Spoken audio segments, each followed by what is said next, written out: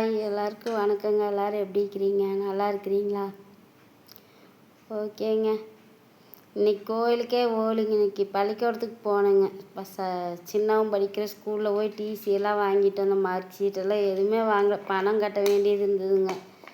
அதனால் போய் வாங்கவே இல்லை. அப்புறம் இப்போ போய் இன்றைக்கி போய் பணமெல்லாம் கட்டிட்டு டிசி எல்லாம் வாங்கிட்டு வந்தேங்க. இங்கே காலேஜில் ஒன்றுமே கொடுக்காம தான் பர்த் சர்டிஃபிகேட்டு இதெல்லாம் கொடுத்து தான் அட்மிஷன் போட்டுச்சுங்க. அப்புறம் இன்றைக்கி போய் எல்லாம் வாங்கிட்டு வந்தேங்க. நீ எல்லாம் ஏதோ யூனிவர்சிட்டி காலேஜில் எங்கேயோ கொண்டு போய் எல்லாம் பதிவு பண்ணணுமாமாங்க இங்கே படிக்கிறாங்கன்னு. அதனால் எல்லாம் கொண்டு போய் போய் மதியானம் போயிட்டு சாயங்காலம் ஆயிடுச்சுங்க வாங்கிட்டு வரும்போது. அப்புறம் இன்றைக்கி கோயிலுக்கே போகலிங்க. மாரியாத்தா போய் பார்க்கவே இல்லை. அப்புறம் சரி கொஞ்சம் பேசுவோம் அப்படின்ட்டு தான் வந்தேங்க. என்னத்தைங்க சொல்கிறது எனக்கே ஒரு பொம்பளை இப்படி குடிப்பாளா? நல்லா நல்லா மேலே வந்துடும். என்ன இவங்க நடத்துறது குடும்பம் கிடையாது. புருஷன் பொண்டாட்டின்னா இது ஒரு குடும்பமாக இருக்கும். இது வேற ஒருத்தன் பொண்டாட்டி, இது வேற ஒருத்தன் புருஷன். அதனால் உங்களுக்கு குடும்பம் சொல்ல முடியாது. ஆனால் வாய்களையே பேசுகிறா இல்லைங்க கருப்பிதா. என்ன சொல்லுவேன், நான் ரொம்ப சிக்கனமாக நான் குடும்பம் தாட்டுவேன். நான் ஒரு 50 ரூபா கொண்டு போனேன், 100 ரூபா கொண்டு போனேன், 500 ரூபாய் கொண்டு போய் கறி எல்லாம் வாங்கிட்டு வந்துட்டேன். நான் இப்படி சிக்கனமாக இருந்து தான் நான் ஒவ்வொரு நகையும் மாதம் வாங்குறேன் அப்படிங்கிறிய. இன்னொரு சிக்கனம் பார்த்தியல்ல. 3 நாளாக ஒரு பொம்பளை கேப் விடாத போதையிலேயே கிடக்குறான்னா என்ன நீ எல்லாம் ஒரு பொம்பளையா? 2 குழந்தைகளுக்கு தாயா நீ எல்லாம்? ஒரு பொம்பளை இப்படி குடிச்சேன்னு நான் பார்த்ததே இல்லை. ஆம்பளை குடிச்சு கூட பார்த்துருக்குறேன். ஆனால் ஒரு பொம்பளை இந்த குடிப்பியா நீ? கேட்டால் உட்காந்துட்டு வாய்கிளி எப்படி நியாயம் பேசுகிற? பொம்பளை இப்படி ஒரு பொம்பளையா? குடிச்சிட்டு ஆம்பளையே தான் குடிச்சிக்கிட்டு வீட்டில் ரகலை பண்ணுறது தான் நான் பார்த்துருக்குறேன். ஆனால் ஒரு பொம்பளை குடிச்சிக்கிட்டு ரகலை பண்ணுறவளை இப்போ தான் பார்க்குறேன். அது ஒரு வெளியூர் போய் ரூம்பு போட்டு கறி எல்லாம் சமைச்சு வாங்கிட்டு போய் வச்சு குடிக்கிற பொம்பளையும் உன்னையத்தான் நான் பார்க்குறேன். எங்கேயுமே நான் பார்த்தது கிடையாது. நீ எல்லாம் என்ன ஒரு பொம்பளைன்னு எனக்கே தெரியல. உன் பையனுக்கு எவ்வளோ பெரிய ஆபத்து வந்துக்கிட்டு இருக்குது. அவங்க எப்படியெல்லாம் சொல்லிக்கிட்டு இருக்கிறாங்க. அதெல்லாம் பையனுக்கு பாதுகாப்பு பண்ணணும். அதெல்லாம் கிடையாது. போய் குடிச்சிக்கிட்டு மிதந்துக்கிட்டு இருக்கிற. இதுதான் உன்னோட வாழ்க்கை. அதுக்காகத்தான் நீ என்ன பண்ணுற, பசங்களையெல்லாம் கொண்டு ஹாஸ்டல் விட்ட. இதெல்லாம் உனக்கு ஜாலியாக இப்படி இருக்கணும். அதுதான் உனக்கு முக்கியம். பசங்க, புருஷன், அப்பா, ஆத்தா இவங்கெல்லாம் உனக்கு முக்கியம் கிடையாது. இந்த மாதிரி எவன் கூட்டிகிட்டு போய் குடிக்க வச்சு உனக்கு எல்லாமே பண்ணுறானா அவன் தான் உனக்கு வேணும்னு நினைக்கிற. அதுக்கு சரியான ஆள் இவன் தான். இந்த ஆள் தான் புருஷனா. உண்மையான புருஷனா இருந்தானே இப்படி எல்லாம் பண்ண மாட்டேன். பொண்டாட்டிக்கு ரூம்பு போட்டு கூட்டிகிட்டு போய் எல்லா வேலையும் பார்க்கணுன்னு நினைக்க வேண்டாம். புருஷன் பொண்டாட்டியே இருக்கிற வீட்டோட தான் இருக்கணும்னு நினைப்பேன். இந்த ஆளுக்கு இந்த ஆள் உனக்கு தகுந்தது தான். உனக்கு ஆட்டம் போடுறதுக்கு எல்லாத்துக்கும் இந்த ஆள் தான் சரி. அதனால் உனக்கு பசங்களை பற்றி உனக்கு கவலை கிடையாது. பசங்க எப்படி போனால் உனக்கு என்ன? உனக்கு ஏதாவது ஒரு பிரச்சனைன்னா என் குழந்தைகளை பார்க்கணும் அப்படிங்கிறக்காக ஒரு துருப்பி சீட்டு மாதிரி உன் பசங்களை நீ வச்சுருக்கிற. உண்மையான பாசத்தோடு நீ அந்த பசங்களை வச்சுருக்கிற. அந்த பசங்க 2 மாதமாக லீவில் இருந்ததில்ல. எங்கே கூட்டிகிட்டு போன அந்த பசங்களை? என்னத்தை பண்ணுன? அப்பப்போ நீ உங்கள் அம்மாவை வர சொல்லிவிட்டு இந்த ஆள் நீயும் இங்கே எல்லா வேலையும் பார்த்துட்டு போகிறீங்க. உனக்கு ஒரு பிரச்சனைன்னா உனக்கு பசங்க தேவைப்படுறாங்க. அவங்கள காமிச்சு நீ தப்பிச்சுக்கலாம். அதுக்கு மட்டும்தான் வச்சுருக்கிறையோ தவிர உண்மையான பாசத்தோடையெல்லாம் நீ வச்சுக்கல. நீ எல்லாம் ஒரு பொம்பளை இப்படி குடிச்சிக்கிட்டு திரியிறியே. நீ எல்லாம் ஒரு பொம்பளையாக இருக்க முடியுமா? நீ எல்லாம் பொம்பளை லிஸ்ட்லேயே நாங்கள் சேர்த்துக்க மாட்டோம். நாங்கள்லாம் எங்களுக்கெல்லாம் அசிங்கம் உன்னை பொம்பளை லிஸ்ட்டில் சேர்த்தோம்னா. ஆமாம், அதுதான் இன்னொரு நாள் இருந்துட்டு போங்க அண்ணா அப்படின்னு சொல்லி ஒரு தங்கச்சி பணம் போட்டு விட்டாங்களாமாங்க 5000 ரூபா. ஜாலியாக இன்னொரு நாளைக்கு இருந்துட்டு போங்க. நீங்களா ஒரு பொம்பளை, நீங்களா குடும்பத்தில் இருக்கிற பொம்பளைங்களா இருப்பீங்கன்னு நினைக்கிறாங்க. ஏனுங்க நீங்கள் சொல்லுங்கள். என்னை பார்க்குறவங்களாம் என் நல்ல சிஸ்டர், அவங்கெல்லாம் சொல்லுவாங்க, இந்த மாதிரி ஒரு கேடுகட்ட ஒரு குடியார பொம்பளைக்குமே ஒரு தரங்கெட்ட ஒரு ஆம்பளைக்குமே முன்னாடி இருந்து ஜாலி பண்ணிட்டு போன்னு சொல்லி ஒருத்தி காசு போட்டு விட்றாங்கன்னா, அது எப்படி ஒரு நல்ல குடும்பத்தில் உள்ள பொம்பளை எவ்வளவு செய்வாளா? இவங்கள பிடிக்குமா முதல்ல சொல்லுங்கள்? இவங்கள பிடிக்கும் அப்படின்னு சொல்கிறவங்கள ஒரு குடும்பத்துக்கு லாய்க்கில்லாத பொம்பளைகளாக தாங்க இருக்க முடியும். பணம் போட்டுவிட்டு ஜாலியாக ஒன்றா இருந்துட்டு போ, குடிச்சிட்டு இன்னும் கூத்தடிச்சிட்டு போன்னு சொல்கிறாங்கன்னா, இவங்கெல்லாம் நல்லா குடும்பத்தில் உறந்த பொம்பளைகளாக இருக்கும். உண்மையாக அந்த ஆள் அண்ணான்னு கூப்பிட்றவங்களாம் வந்து ஒரு குடும்பத்தில் இருக்கிறவங்களாம் இருக்க மாட்டாங்க. இருக்கிறவங்க கூப்பிட மாட்டாங்க. மானங்கெட்ட உழப்பாக இருக்குதுங்க. கிஃப்ட்டு கிஃப்ட்டு கிஃப்ட்டு போடு போடு போடு. லைவில் வர்ற காசு பத்தாது, சூப்பர் சாட் பத்தாது, இப்போ கிஃப்டில் வேறு இது வேறு வந்துருச்சா, அதில் காசு போடு காசு போடு, நல்லா போட்டி ஓடுது, எனக்கு அதை போடு இதை போடுன்னு. ஐயோ கடவுளை. இவங்களுக்கெல்லாம் காசு போகிறவங்களுக்கெல்லாம் நல்ல வழியில் வந்த காசாக இருக்காதுங்க. இல்லைனால இப்படியெல்லாம் போட மாட்டாங்க. இப்போ நம்மளை மாதிரி ஆளுங்களாம் போய் போடுவாங்களா? போடவே மாட்டாங்க. ஆனால் இவங்களுக்கெல்லாம் தூக்கி காசு ஓடுதுன்னு அதெல்லாம் குடும்பத்தில் இருக்கிற பொம்பளைகளாக இருக்க முடியாது, குடும்பத்தில் இருக்கிற ஆம்பளைகளாக இருக்க முடியாது. குடும்பத்தில் இருக்கிற ஆம்பளைன்னா பொண்டாட்டி பார்த்தாங்கன்னா 4 மிதி மிதிப்பாங்க, எதுக்கு இவங்களுக்கு காசு ஓடுறேன்னு. அவங்களாம் நீ அந்த மாதிரி ஆளுகளோ யாருக்கு தெரியுங்க? அதனால் இதை பார்த்து நம்ம டென்ஷன் ஆக வேண்டியதில்லை. இதுகளுக்கு காசு போட்டு இப்படி இது பண்ணி வச்சுருக்குறாங்க, அவ்வளோதான். இந்த பெருமை முழுக்க முழுக்க வந்து இந்த பெருமை இந்த பாவம் எல்லாம் பணம் போடுறவங்களுக்கும் இவங்களுக்கு வர்றதை பாதி பாவம் அவங்களுக்கும் பிடிக்குங்க. என்னங்க உண்மையாக இவங்கெல்லாம் என்ன சொல்ல வர்றீங்க?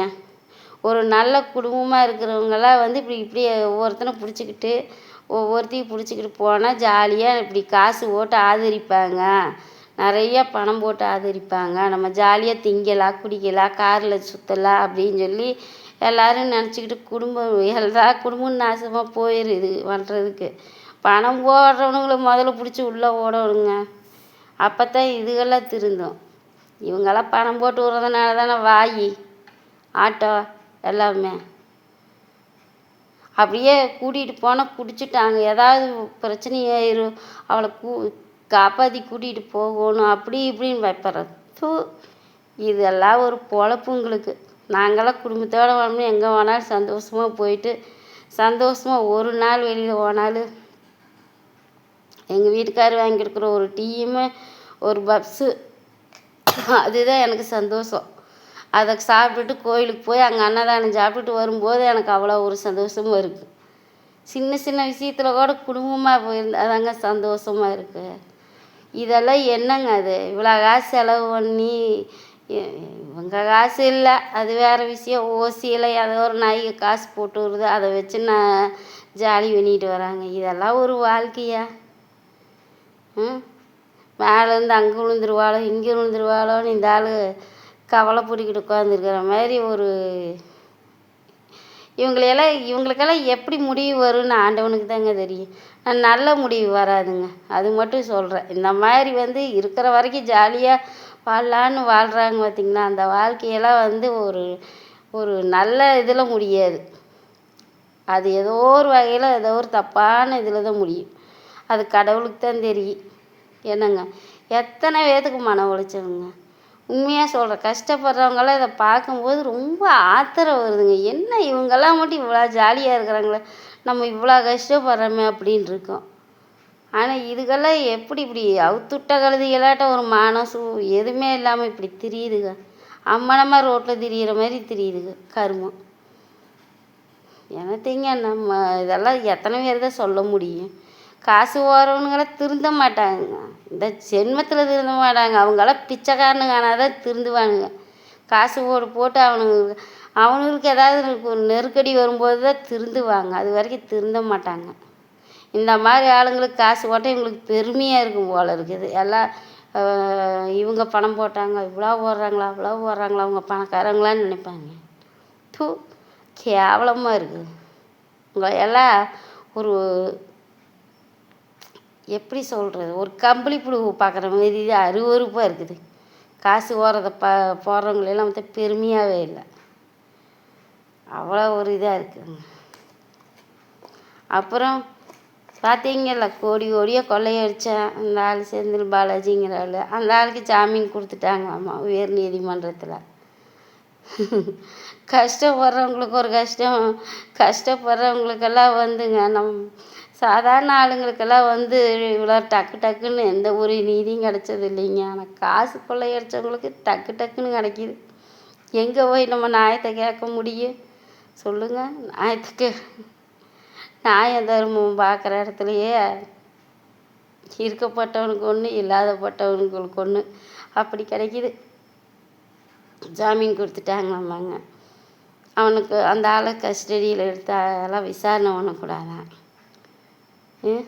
என்னங்க இவங்கெல்லாம் என்னங்க, யாரை தாங்க நம்புறது?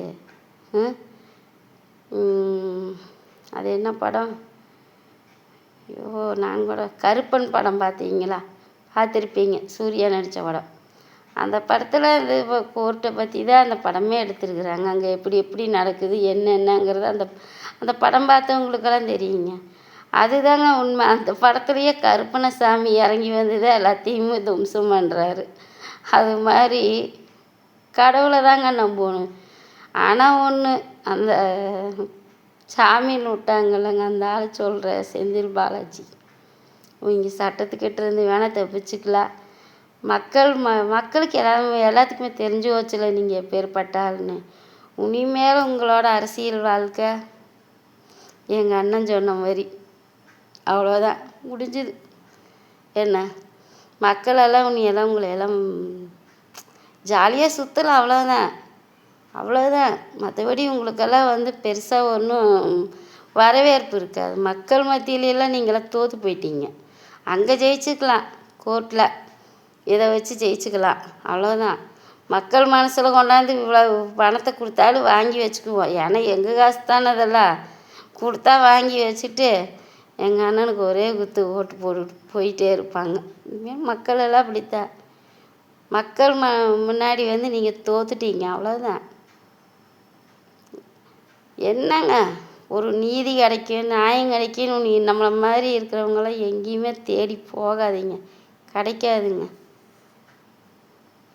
ஏன் மனசே வெறுத்து போச்சுங்க. என்னங்க, இங்கே முதல்ல தலைமறைவாக இருக்கும்போதே ஜாமீன் கொடுத்துட்டாங்க. அப்புறம் பார்த்தா இப்போ வெளியில் வந்துமே எவ்வளோதான் அவங்களும் கேஸ் போட்டுக்கிட்டே இருக்கிறாங்க. ஒரு இதில் கூட விசாரிக்க விடாமல் அந்த ஆளை தப்பிக்க வச்சுக்கிட்டே இருக்கிறாங்கல்லங்க. அப்போ யார் மேலேங்க நம்ம தப்பு சொல்கிறது? எப்படிங்க மக்கள் பணத்தையெல்லாம் இவ்வளோ காசை எல்லாத்துக்கிட்டையும் கொள்ளையடித்து வச்சுருக்காங்க. இவங்ககிட்ட எல்லாம் இருந்து எப்படிங்க காசை கொண்டாந்து சேர்க்க முடியும் மக்களுக்கு? சொல்லுங்கள். நம்மெல்லாம் கஷ்டப்படுறோம். அண்ணன் வந்து மறுபடியும் கடனை வாங்கி வச்சுட்டாங்கன்னு சொல்கிறீங்கல்ல, நீங்கள்லாம் இப்படி கொள்ளையடிச்சு எல்லாம் ஊர் அடித்து ஒலையில் போட்டு எல்லாம் உங்கள் வீட்டில் மூட்டையை கட்டி வச்சுக்கிறீங்களா? அந்த பணத்துக்கெல்லாம் தானே அவர் வட்டி கட்டணுமில்ல? வட்டி கட்ட வேணாமா?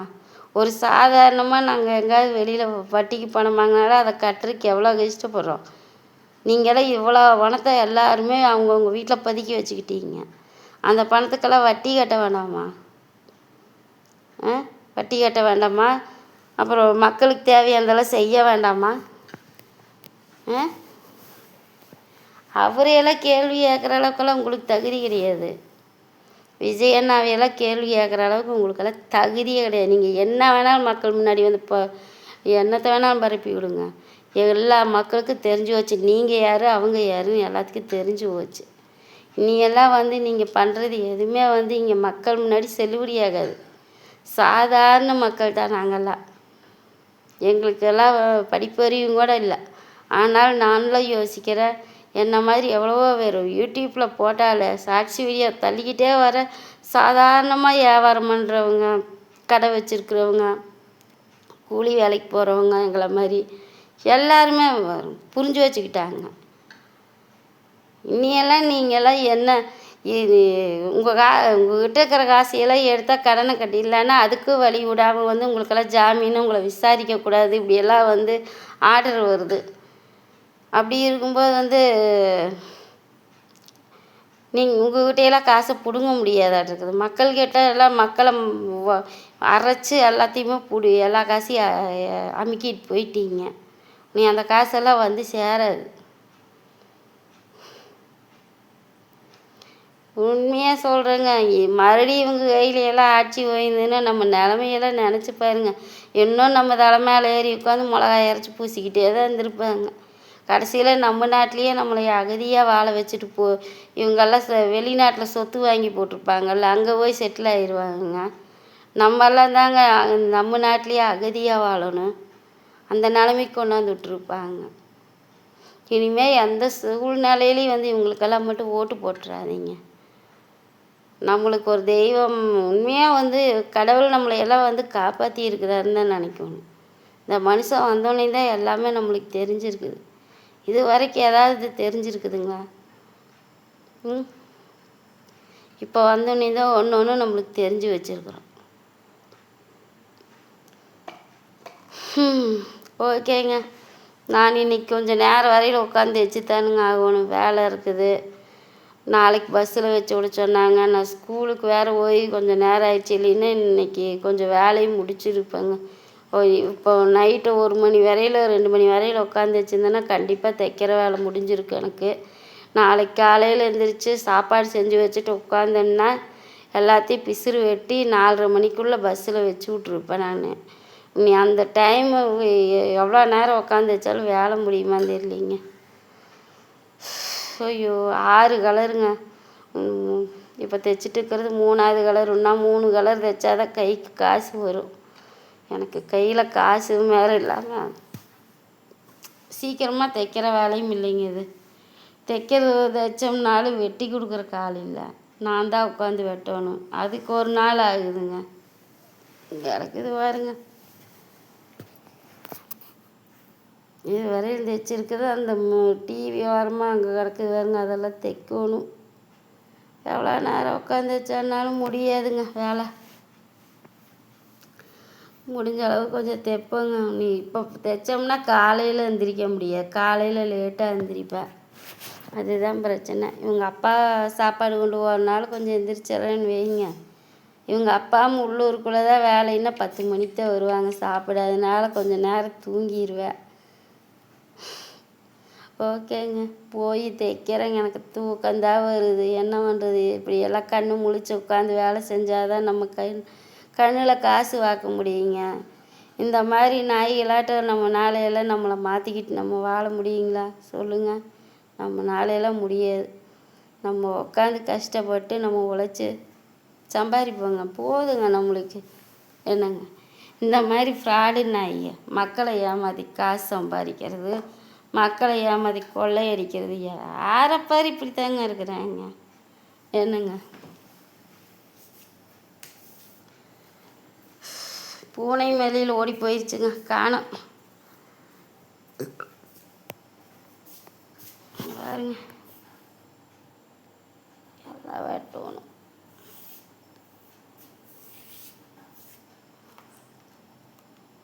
மிஷினில் பாருங்க என்னென்னு கண்ணாடி, நோட்டு, டஜன் எழுதுகிற நோட்டு, ஊதுவத்தி எல்லாம் கொண்டாந்து இவங்க அப்பா பாருங்க இதெல்லாம் கொண்டாந்து இங்கே வச்சுட்டு போயிருக்கிறாங்க. எல்லாம் தூங்குறாங்க. பாய்ங்க. நீ காலையில் பார்ப்பேங்க. காலையில் தான் நீங்கள் என்னை பார்ப்பீங்க. நான் நைட் தான் அப்லோட் பண்ணுவேன். பாய். மறக்காமல் நம்ம டெய்லர் மாம் சேனலை சப்ஸ்கிரைப் பண்ணி, லைக் பண்ணி, ஷேர் பண்ணி, அந்த கை பட்டனை அமுத்தி சப்போர்ட் பண்ணுங்கள். ஓகேங்க, பாய்.